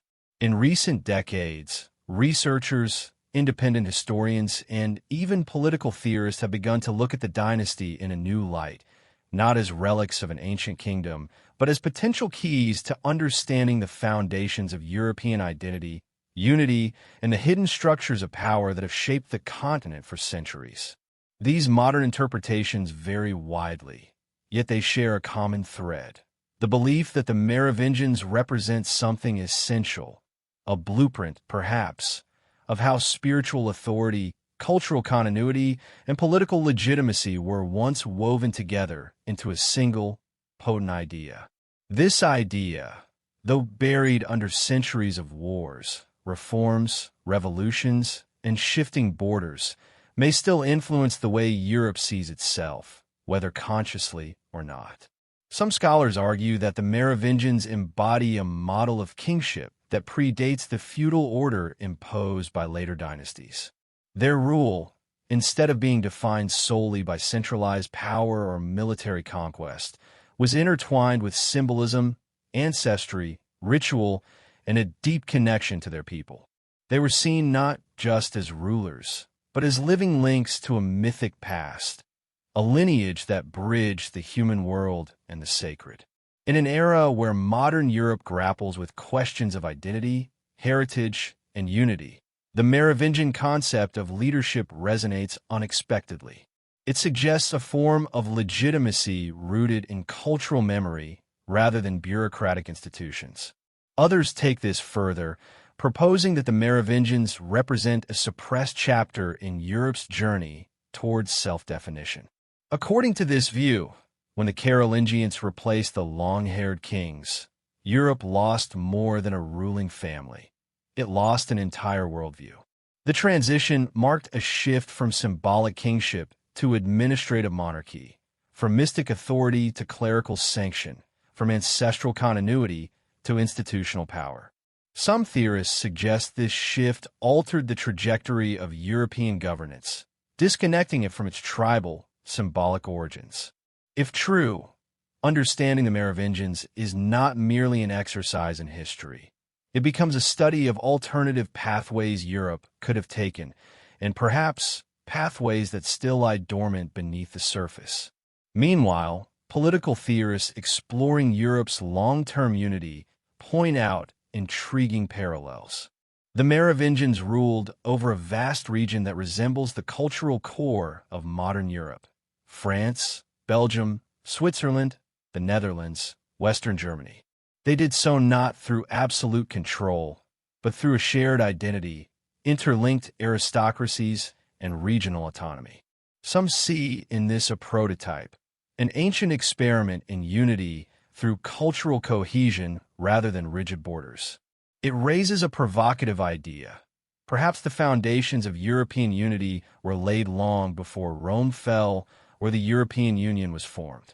Perhaps they were born in the tribal councils, monastic networks, and sacred rituals of a forgotten dynasty.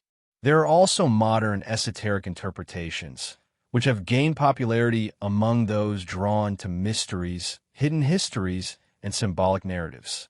In these interpretations, the Merovingians are seen not only as historical rulers, but as custodians of ancient knowledge that may have shaped the spiritual identity of Europe long before formalized religion took root. According to these theories, their symbols carry meanings that resonate with timeless archetypes. The serpent and fish of Merovec representing dual origins, the bees of Childeric symbolizing divine connection and eternal return, the long hair of the kings signifying unbroken spiritual lineage. To believers, these are not mere decorations but remnants of a sacred tradition that once guided European culture and may still echo in collective memory. Psychologists and cultural theorists offer yet another perspective.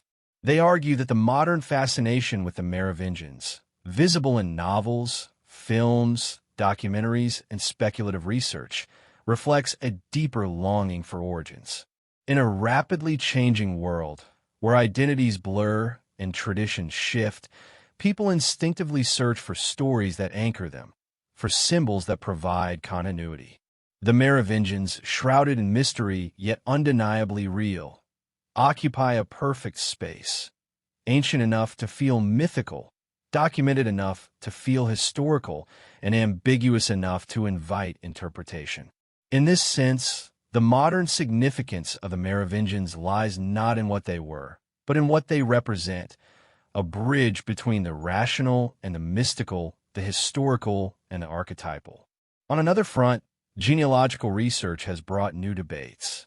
Some studies suggest that certain noble families in Europe may indeed trace parts of their ancestry back to Merovingian branches, especially those that survived through female lines after the dynasty's fall.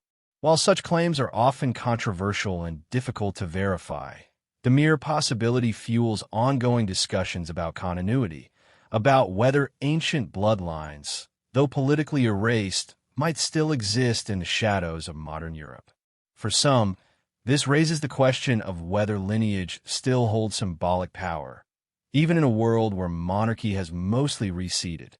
For others, it challenges the idea that history ever truly ends. Even dynasties that collapse may leave descendants who carry intangible remnants of their identity. Modern Europe's engagement with the Merovingians also surfaces in unexpected arenas. Architecture enthusiasts note that certain neo-Gothic restorations of the 19th century integrated Merovingian motifs, sometimes deliberately, sometimes unconsciously.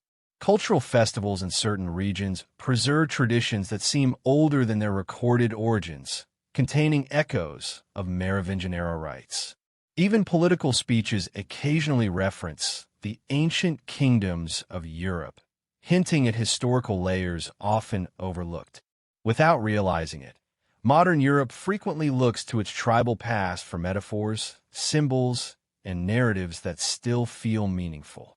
Ultimately, the emerging significance of the Merovingians in modern Europe lies in the intersection of myth, history, and identity. They challenge the notion that early medieval Europe was a dark, chaotic period. Instead, they reveal a world rich with symbolism, layered traditions, and complex political structures. They remind us that Europe's story is not a straight line, but a mosaic, one where forgotten dynasties can suddenly reappear as keys to understanding the present. In a time when global identities shift and national boundaries blur, the yearning for a deeper narrative grows stronger. The Merovingians, with their fusion of mythic origins, sacred kingship, and cultural unifiers, offer a counterpoint, a reminder that Europe's earliest foundations were woven not from bureaucracy or conquest alone, but from stories, symbols, shared memory, and a sense of ancestral purpose. Whether viewed through academic, esoteric, or psychological lenses, their relevance continues to expand, as if the modern world is finally circling back to examine a thread it once dropped. And so, the Merovingians step quietly into the spotlight once again, not as rulers of a distant age, but as mirrors reflecting the questions modern Europe still seeks to answer. Who are we? Where did our identity begin? And what parts of our past have been waiting patiently for us to rediscover them? As the final threads of the Merovingian tapestry come into view, one realizes that this journey was never simply about a dynasty of long-haired kings or the fading echoes of early medieval Europe. It was a descent into the quiet spaces where history meets myth, where symbols outlast empires, and where forgotten stories rise again like distant lights emerging through fog. The Merovingians endure not because of the territories they ruled or the battles they won, but because they represent something timeless, an unresolved chord in the symphony of Europe's past, still vibrating softly across the centuries. When we look back at their world, what we find is not a complete picture, but a mosaic with missing tiles, a tale told partly in artifacts, partly in chronicles, and partly in whispers carried through folklore. Their kings were remembered as both visionaries and mystics, warriors and healers. Their queens were remembered as strategists, diplomats, and quietly powerful figures who shaped alliances and rivalries. Their culture blended Roman influence with Germanic tradition, Christian belief with lingering pagan echoes. Yet it is in the space between these identities, the overlap, the tension, the mystery, where their true fascination lies. For every answer the Merovingians offer, they leave behind two more questions. Were their symbols simply decorations, or were they remnants of a deeper tradition? Did their ancestral legends stem from metaphor, or were they memories of rituals lost to time? Were they merely political figures molded by circumstances, or did they truly carry a sense of sacred kingship that set them apart from the rulers who followed? The absence of certainty is what allows their story to breathe. It is what makes their legacy feel alive, even as the ruins of their palaces lie beneath layers of soil. In a world where so much history has been categorized, labeled, and explained, the Merovingians remain elusive. And it is this elusiveness that draws us closer, inviting us to look, to question, to imagine. Their rise and fall form a quiet cautionary tale about power and memory. Dynasties ascend, rule, decline, and disappear into textbooks. But the Merovingians slipped beyond the reach of neat explanation. Their fall was neither dramatic nor violent. It was a slow erasure, a gradual fading of a symbolic order replaced by a more administrative one. In that transition, Europe did not simply lose a line of kings. It lost a worldview, a cosmology of leadership tied to mythic ancestry and living symbolism. What was gained in stability may have been lost in meaning. And so, across the centuries, their memory survived, not in official histories, but in the cracks and corners of Europe's cultural consciousness. A carved symbol on a monastery arch, a legend told by village elders, a pattern repeated in a family crest, a forgotten manuscript in a dusty archive. Each fragment a heartbeat of a world that once existed. When we trace these fragments, we rediscover something about ourselves. The Merovingians remind us that history is not a distant, frozen catalog of facts. It is an ongoing conversation between past and present, shaped as much by belief and imagination as by evidence. We are drawn to them because their story reflects our own longing for continuity, for roots that extend deeper than official narratives allow. In contemplating their possible survival, whether through bloodlines, symbols, or cultural memory, we confront the idea that some legacies are too intricate to vanish. They slip beneath the surface, waiting for the right moment to rise again. And perhaps the modern world, with all its complexities and uncertainties, is finally prepared to hear them, not as rulers returning to reclaim thrones, but as reminders of another way of understanding identity, ancestry, and meaning. The final impression they leave is not one of dominance or conquest, but of resonance. They touched Europe not as a monolithic force, but as a subtle one, imprinting themselves in ways that can still be felt if one listens closely enough. The rivers they crossed, the forests they traversed, the monasteries they founded, the rituals they observed, all these left traces. The land remembers even when documents do not. To reflect on the Merovingians is to reflect on the layered nature of history itself. It is to understand that the past is not a clean line but a palimpsest, a manuscript written, erased, and written over again. Beneath the surface of modern Europe lies an older text, half-faded but unmistakably present. The Merovingians are part of that text, one of the deeper layers that shaped the foundation of the continent's story. And so the journey ends not with a conclusion, but with a horizon. The Merovingians cannot be confined to a single narrative, nor can they be closed like a finished book. They continue to invite exploration, speculation, wonder. They challenge scholars to question established assumptions and inspire storytellers to imagine what history left unsaid. They remind wanderers, researchers, and dreamers alike that much of the past remains hidden in plain sight, waiting for someone patient enough to notice. In this way, the Merovingians remain alive, not in palaces or coronations, but in ideas, symbols, and unanswered questions. They stand as a testament to the endurance of mystery, the power of myth, and the quiet persistence of forgotten worlds. Their legacy hums beneath Europe's modern identity, like an ancient melody woven into a new composition. And if one listens closely, on a quiet night, in an old church, beside a river that once carried their armies, one might still feel the faint echo of their presence. Not as ghosts, but as reminders. Reminders that history is vast, that memory is layered, and that some stories, no matter how deeply buried, continue to shape the world long after the last king has faded into legend.